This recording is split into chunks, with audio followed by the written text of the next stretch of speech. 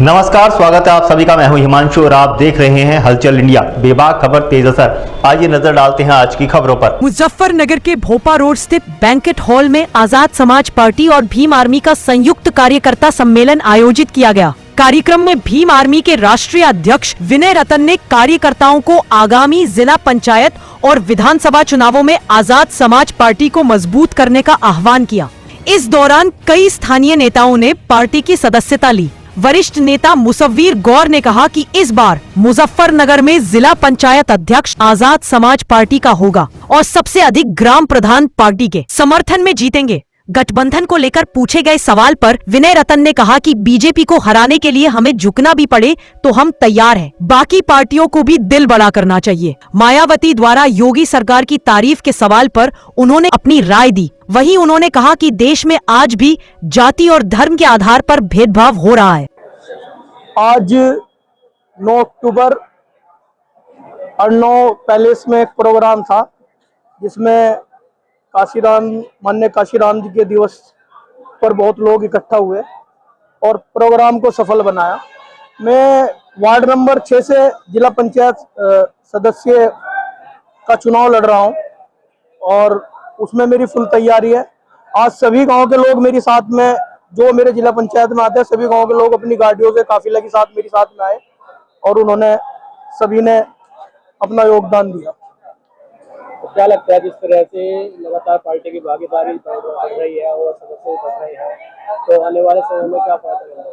देखिए, आने वाले समय में मुझे लगता है 40 के करीब है जिला पंचायत सदस्य हमारे जिला मुजफ्फरनगर और जिला पंचायत अध्यक्ष अब की बार भीम आर्मी और आजाद समाज पार्टी का बनेगा, ये कन्फर्म है। देखिए, कोशिश कर रहा हूँ, हो सकता है जिला ऊपर से हाईकमान से आदेश आए तो जिला पंचायत अध्यक्ष का चुनाव भी लड़ना पड़ेगा।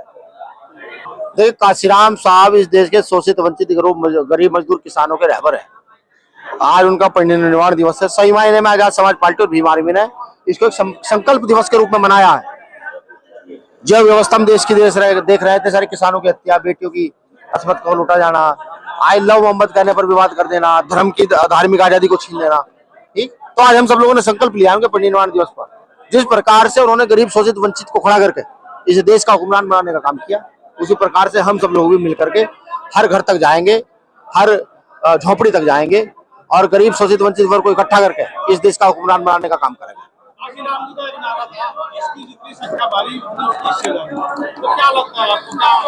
जब तक ये नारा पूरी तरीके से देश में लागू नहीं होगा, इस देश का उत्थान नहीं हो सकता। अगर आप चाहते हैं कि देश विश्व में सोने की चिड़िया हो, तो ये वाला नारा लागू करना पड़ेगा। और इस नारे को लागू करने के लिए यहाँ के मनोवादी व्यवस्थित लोग नहीं होंगे। इस नारे को लागू करने के लिए काशीराम साहब के अनुयायी, यहाँ का बहुजन समाज का व्यक्ति जब कुर्सी पर बैठेगा वो इसको लागू करेगा। मायावती ने आज लखनऊ में कहा है कि चंद्रशेखर आजाद बिकाऊ है, वो क्या नाम दलितों को तोड़ने का काम कर रहे हैं। मैंने सुना नहीं अब तक उनका, सुनूंगा स्पीच क्या है क्या नहीं है। योगी सरकार की तारीफ की है, जो काशीराम जी का स्मारक है उससे जो पैसा आया है जी वो योगी जी ने अच्छी तरह लगाया है, लेकिन अखिलेश यादव ने समाजवादी पार्टी की सरकार की, उन्होंने घोटाले में। अभी बहन जी को मैंने कहा ना सुना नहीं, अभी सुनूंगा।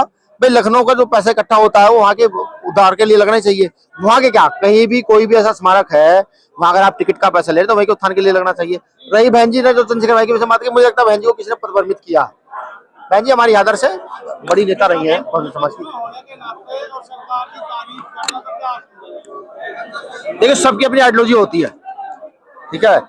बहन जी की आइडियोलॉजी है वो तो वो जाने, उन्होंने अपने हिसाब से बात की। हम अपने हिसाब से काम करते हैं।